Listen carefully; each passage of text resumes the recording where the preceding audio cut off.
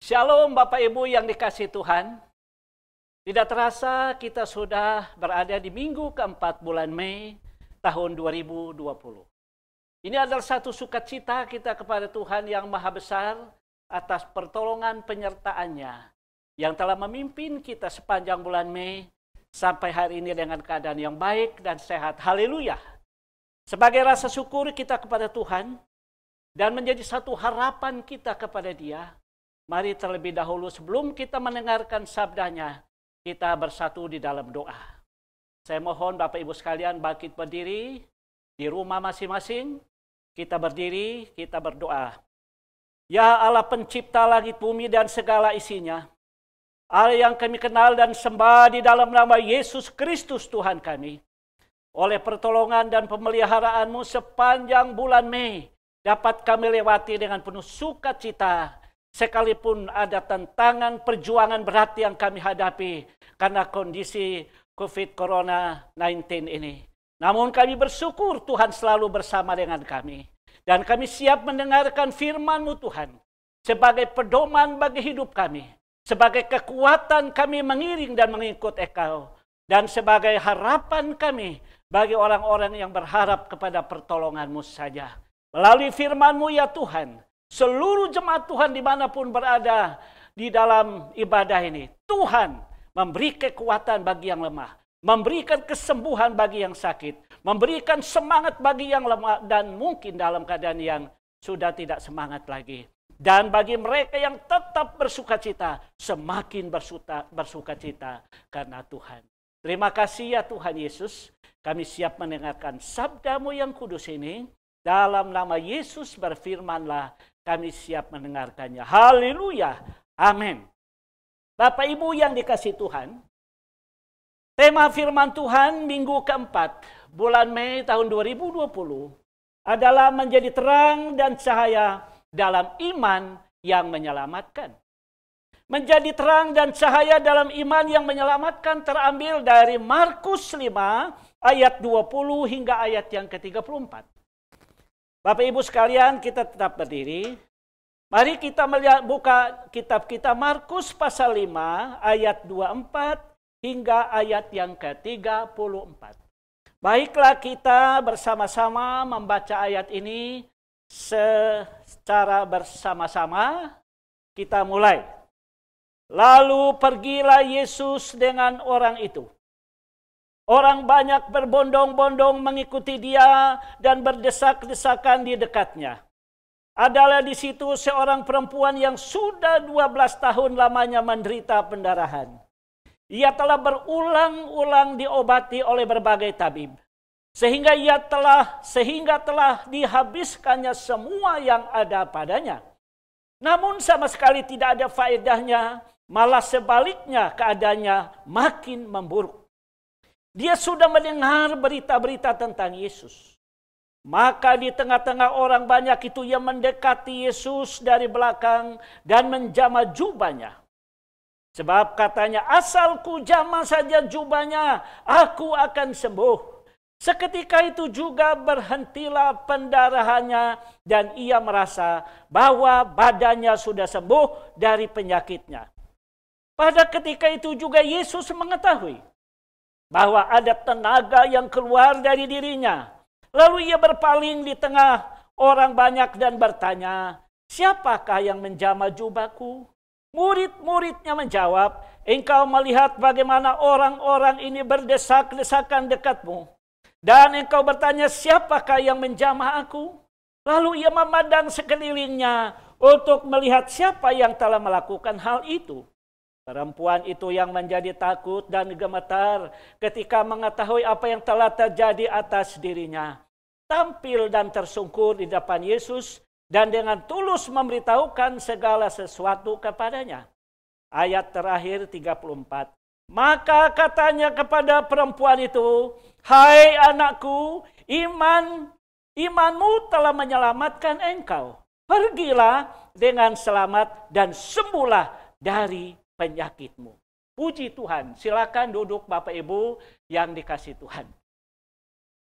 Jemaat Tuhan yang dikasihi Tuhan, firman Tuhan yang sudah kita baca tadi Kita mau belajar tentang seorang perempuan yang sungguh memberikan satu teladan tentang iman yang menyelamatkan. Menjadi terang dan cahaya dalam iman yang menyelamatkan, kita akan belajar tentang seorang perempuan yang memiliki iman yang menyelamatkan. Saudara-saudara, berdasarkan Markus pasal 5 ayat 24 sampai ayat 34 tadi, menjadi terang dan cahaya dalam iman yang menyelamatkan harus bekerja keras. Harus dalam suatu perjuangan yang berat menghadapi dua tantangan besar. Sebagai ujian untuk mencapai iman yang menyelamatkan. Yang pertama adalah tantangan eksternal. Tantangan dari luar. Ini adalah tantangan eksternal yang dihadapi oleh perempuan dalam pergumulan yang sangat berat. Bagaimana tujuannya dengan kualitas imannya yang menyelamatkan harus menghadapi tantangan yang pertama disebut tantangan eksternal. Di dalam ayat 24 di sana kita melihat ia menghadapi orang banyak berbondong-bondong mengikuti Yesus. Ini tantangan yang pertama. Karena perempuan ini punya satu pergumulan yang berat. Ia mengalami satu penyakit yang sudah 12 tahun lamanya. Dan ia merindukan kesembuhan yang sempurna dari Tuhan Yesus. Tetapi untuk menuju ke sana harus menghadapi tantangan eksternal. Karena apa? Karena orang yang ikut Yesus adalah orang yang berbondong-bondong. Dengan kata lain, orang berduyun-duyun mengikut Yesus. Orang banyak bersesak-sesakan mengiring Yesus. Dan inilah tantangan yang pertama. Tantangan yang kedua secara eksternal yang dihadapi oleh perempuan ini adalah tantangan orang banyak berdesak-desakan di dekat Yesus. Berdesak-desakan artinya berjejal-jejalan. Berdesak-desakan artinya mereka berebut tempat. Berdesak-desakan artinya mereka dorong-mendorong, sikut-menyikut. Situasinya sangat tidak menyenangkan. Orang tidak mau tahu siapa yang ada di situ. Yang penting bagaimana mereka mau dekat dengan Yesus. Dan inilah situasi keadaan yang harus dihadapi oleh perempuan ini. Inilah tantangan berat yang dihadapinya. Inilah satu pergumulan berat. Dia dalam keadaan sakit. Dia berjuang menghadapi orang yang berbondong-bondong. Menghadapi orang yang berdesak-desakan. Dia berebut dengan kondisi orang yang sangat banyak mendekatkan diri kepada Yesus. Inilah tantangan yang dihadapi. Saudara, kita belajar ada beberapa orang yang juga mengalami hal yang sama seperti yang dialami oleh perempuan ini. Salah satu contoh yaitu Sakyus. Sakyus mendengar tentang Yesus. Dia sangat rindu berjumpa dengan Yesus. Tantangan yang dihadapi oleh Sakyus. Ketika dia mau dekat dengan Yesus, orang banyak berbondong-bondong, orang banyak berdesak-desakan, badannya pendek, dia tidak bisa menjangkau Yesus. Satu-satunya cara dia naik ke pohon ara. Itulah cara untuk dia mau berjumpa dengan Yesus. Ada juga seorang lumpuh yang rindu disembuhkan oleh Yesus. Tetapi mereka datang menggotong dia. Ada 4 orang menggotong orang yang sakit lumpuh ini. Ketika mereka sampai di dekat Yesus, itu pun masalah besar. Karena orang banyak berbondong-bondong, berdesak-desakan, berebut berjumpa dengan Yesus. Dan mereka kesulitan bertemu dengan Yesus. Karena halaman mereka naik ke atap rumah, lalu mereka bongkar dan menurunkan orang sakit itu tepat di depan Yesus. Kenapa saudara-saudara? Tantangan ini adalah satu hal yang sangat berat bagi mereka. Tetapi mereka tetap maju. Sakyus tidak perlu dia naik pohon ara supaya berjumpa dengan Yesus. Akhirnya dia menjumpai Yesus. Dan Yesus mau menumpang di rumahnya. 4 orang yang menggotong orang sakit ini. Lalu mereka membongkar atap, menurunkan orang sakit. Dan akhirnya orang sakit itu disembuhkan. Dan mereka mencapai tujuannya. Inilah tantangan. Pada zaman Tuhan Yesus, betapa banyak orang berebut, berjejal-jejalan. Dan mereka mau mendekati Yesus. Karena Yesus sangat terkenal dengan pelayanan yang sangat besar yang dilakukannya. Mujizat-mujizat terjadi. Orang buta yang bernama Bartimius. Ketika dia melihat Yesus, mendengar Yesus datang bahwa dia sangat rindu dan dia mau supaya Yesus menyembuhkan dia. Dan saat itu satu-satunya cara, dia harus berteriak di depan Yesus. Itulah kesempatan yang sangat tepat. Yesus tidak selalu melewati tempat itu. Ketika Yesus melewati tempat itu, Bartimeus mendengar, dia tidak menyia-nyiakan kesempatan. Karena dia tidak melihat, dia berteriak, Yesus anak Daud, tolonglah aku, kasihanilah aku. Dengan perjuangan yang berat, sekalipun dia di stop oleh murid-murid, sekalipun dia dilarang jangan ribut, tapi dia berjuang, dia bekerja keras. Akhirnya Yesus datang dan Yesus mencelikkan matanya. Inilah contoh halangan untuk mengikuti Yesus, baik dari hal-hal yang dari luar terhadap perempuan tadi, dan dia sungguh berjuang terus menerus mau berjumpa dengan Yesus. Saudara-saudaraku, apa halangan dari luar yang menghambat kita, yang menghalangi kita? Kita punya kualitas iman yang disebut iman yang menyelamatkan. Iman yang menyelamatkan adalah iman yang menyelamatkan kita dari sakit. Iman yang menyelamatkan kita dalam pergumulan yang berat. Iman yang menyelamatkan kita dari pergumulan rumah tangga kita. Kita punya kualitas iman yang menyelamatkan. Masalahnya, maukah kita berjuang? Maukah kita kerja keras? Maukah kita maju untuk mencapai apa yang Tuhan siapkan bagi kita? Kiranya Tuhan menolong kita dalam bagiannya. Saudara yang dikasihi Tuhan Yesus, kita sudah melihat apa yang terjadi dengan perempuan dalam hal iman yang menyelamatkan tadi. Ia menghadapi tantangan yang pertama adalah tantangan eksternal. Apa yang dia hadapi dari luar, dia dapat melewatinya dengan baik. Dia dapat melaluinya dengan baik. Sehingga dia berhasil berjumpa dengan Yesus Kristus. Tantangan yang kedua adalah tantangan internal. Tantangan internal yang dihadapi oleh perempuan ini, ada 3 hal yang sedang dia alami. Yang pertama, ia menghadapi penderitaan sakit pendarahan selama 12 tahun. Yang kedua, ia menghadapi pengobatan berbagai tabib dengan berulang-ulang tanpa hasil. Dan justru keadaannya semakin buruk. Tantangan yang ketiga yang dihadapinya secara internal di dalam kehidupannya secara pribadi, keluarganya adalah masalah krisis ekonomi. Akibat apa? Akibat penjualan seluruh hartanya demi kesembuhan sakit penyakitnya. Jelas di sini dikatakan bahwa dia sudah menjual habis semua kepunyaannya agar dia sembuh dari penyakitnya. Hartanya sudah habis dijual, hasilnya tidak ada, kesembuhan tidak terjadi, bahkan ekonominya dan masalah keluarganya dan kebutuhan sehari-hari mereka menjadi sulit karena banyak harta yang sudah dijual, bahkan dikatakan semua habis. Inilah tantangan yang paling berat secara internal.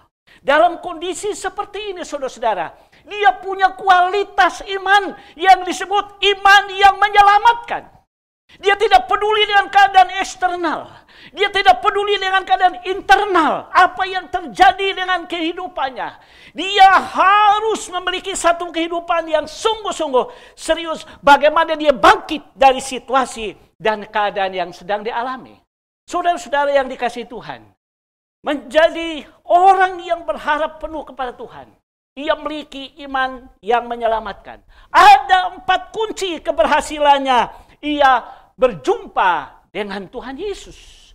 Yang pertama, saudara, ia sudah mendengar berita-berita tentang Yesus Kristus. Ini sangat penting. Ini kunci yang sangat serius yang dimiliki oleh perempuan ini. Ia memiliki kesempatan untuk mendengar berita tentang Yesus. Dia sudah dengar tentang Yesus.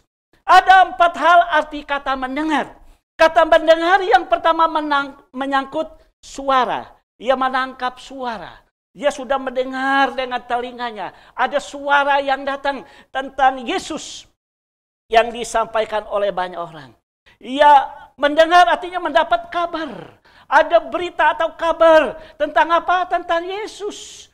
Dan ketiga, ia mendengar dengan satu keputusan dalam dirinya. Ketika dia menangkap suara tentang Yesus, ketika ia mendengar kabar tentang Yesus, dia menaruh di hatinya, dia ambil keputusan, ia mau datang kepada Yesus. Kata mendengar yang terakhir adalah mengindahkannya. Lalu dia melakukan rencana untuk berjumpa dengan Yesus. Saudara-saudara, mendengar bukan hanya sampai di telinga. Mendengar itu ada satu keputusan di dalam hatinya yang paling dalam. Dia mau berjumpa dengan Yesus. Dia mau bertemu dengan Yesus. Kalaupun dia sudah mendengar tentang Yesus, kalau dia tidak datang, apalah artinya? Oleh karena itu, saudara-saudara, inilah kunci yang pertama, yaitu ia telah mendengar tentang Yesus. Saudara, sudah banyak dengar tentang Yesus. Apakah sudah ada keputusan di dalam hati untuk mau lebih sungguh-sungguh dalam Yesus? Kita sudah banyak dengar khotbah-khotbah hampir tiap minggu, mungkin hampir tiap bulan. Apakah kita mengambil satu keputusan di dalam hidup kita sungguh-sungguh mau mendekatkan diri dengan Yesus, mengindahkan apa yang kita dengar tentang Yesus? Kunci yang kedua, saudara, bahwa dia berhasil berjumpa dengan Yesus adalah ia mengatur strategi. Bagaimana mendekatkan diri dengan Yesus. Setelah dia dengar tentang Yesus, lalu dia mengatur strategi. Bagaimana dia dekat dengan Yesus. Bagaimana dia bisa berjumpa dengan Yesus. Ada 3 hal yang ia lakukan. Dengan cara mendekati Yesus di tengah-tengah orang banyak. Yang kedua, dia mendekati Yesus dari belakang. Yang ketiga, dengan cara menjamah Yesus. Inilah 3 rencana yang sudah disiapkan dalam hatinya untuk mendekati Yesus. Kalau tidak mendekati Yesus, sekalipun banyak mendengar, sekalipun berita tentang Yesus hebat, sekalipun tentang hal-hal yang luar biasa tentang Yesus, kalau dia tidak maju, kalau dia tidak bertindak, kalau dia tidak mencapai tujuannya berjumpa dengan Yesus, semuanya hanya tinggal berita omongan saja. Itu sebabnya dia mengatur strategi bagaimana berjumpa dengan Yesus. Yang ketiga, selain dia mendengar, selain dia memiliki cara untuk mendekatkan diri dengan Yesus, ini sangat penting. Ia beriman dan berkata, asal ku jamah saja jubahnya, aku akan sembuh. Dia sudah taruh di hatinya, saudara. Dia sudah menegaskan di dalam imannya, asal ku jamah saja jubahnya, oh aku sembuh. Kenapa dia bilang jubah? Untuk megang tangan Yesus tidak gampang. Kenapa dia bilang jubah? Untuk didoakan saat itu menghentikan Yesus tidak ada kesempatan. Satu-satunya cara yang paling gampang, paling sederhana untuk berjumpa dengan Yesus hanya megang jubah. Ini adalah sesuatu yang sangat sederhana. Ini adalah sesuatu yang hal yang sangat kecil, tetapi itulah kerinduannya. Dia yakin bahwa sekalipun pegang jubah Yesus, dia akan mengalami kesembuhan. Dia memiliki iman dan berkata, dia memperkatakan imannya, dia pasti sembuh. Lalu yang keempat, kunci bagaimana dia berhasil berjumpa dengan Yesus, selain dia berkata, dia pasti sembuh, dia juga bertindak. Dia menjamah dan terus memegang jubah Yesus. Akhirnya apa yang terjadi? Setelah dia menjamah Yesus, di dalam Markus 5 ayat 29 katakan, seketika itu juga berhentilah pendarahannya dan ia merasa bahwa badannya sudah sembuh dari penyakitnya. Segera pendarahannya berhenti dan ia merasakan bahwa badannya sudah sembuh dari penyakitnya. Saudara-saudaraku yang dikasihi Yesus, sikap Tuhan Yesus terhadap usaha keras dari perjuangan perempuan ini, ada beberapa hal yang Yesus lakukan. Tuhan Yesus mengetahui ada tenaga yang keluar dari dirinya. Yang kedua, Tuhan Yesus berpaling di tengah orang banyak. Yang ketiga, Tuhan Yesus bertanya, siapa yang menjamah jubahnya? Lalu yang keempat, Yesus katakan, ia memandang sekelilingnya untuk melihat siapa yang telah melakukan hal itu. Lalu yang kelima, Tuhan Yesus berkata kepada perempuan itu, hai anakku, imanmu telah menyelamatkan. Yang keenam, Tuhan Yesus berkata, pergilah dengan selamat dan sembuhlah dari penyakitmu. Inilah sikap Tuhan Yesus, saudara-saudara. Perjuangan dari perempuan ini telah mencapai hasil. Yesus meresponi perjuangannya. Kualitas iman dari perempuan ini adalah kualitas iman yang menyelamatkan. Yaitu satu-satunya yang dia harus lakukan. Berjumpa dengan Yesus, berjuang bertemu dengan Yesus, bekerja keras untuk berjumpa dengan Yesus. Dan akhirnya Yesus meresponi apa yang sudah terjadi dengan perempuan ini. Apa sikap perempuan ini setelah Yesus berjumpa dengan dia? Saudara-saudara, mari kita lihat hal yang terjadi dengan perempuan ini setelah dia berjumpa dengan Yesus. Selain ia disembuhkan, perempuan itu menjadi takut dan gemetar ketika mengetahui apa yang terjadi atas dirinya. Dia merasa ketakutan karena tadi dari belakang, sekarang berhadapan dengan Yesus. Mengikuti Yesus bukan saja dari belakang, dia berhadapan dengan Yesus. Dengan berhadapan dengan Yesus, dia merasa gemetar, dia merasa takut. Bagaimana sikap yang kedua? Perempuan itu tampil dan tersungkur di depan Yesus. Haleluya, saudara-saudaraku. Ini hal yang sangat dahsyat. Kualitas dari iman perempuan yang menyelamatkan ini, ia tampil yang tadinya dari belakang, malu-malu, ketakutan. Sekarang dia dengan berani, dengan gagah berdiri di hadapan perempuan itu, di hadapan Yesus. Dan ia sungguh-sungguh merasa tersungkur menyembah Yesus di hadapannya. Oh, saudara-saudaraku yang kekasih. Yang ketiga, apa yang dilakukan perempuan setelah dia berjumpa dengan Yesus ini sangat penting. Perempuan itu dengan tulus memberitahukan segala sesuatu yang terjadi kepadanya. Inilah hal-hal yang dahsyat. Kalau saudara berjumpa dengan Tuhan, tidak ada yang sia-sia, saudara. Apa yang dialami oleh perempuan ini sungguh-sungguh menghasilkan sesuatu yang dahsyat di dalam kehidupannya. Kualitas imannya adalah kualitas iman yang menyelamatkan.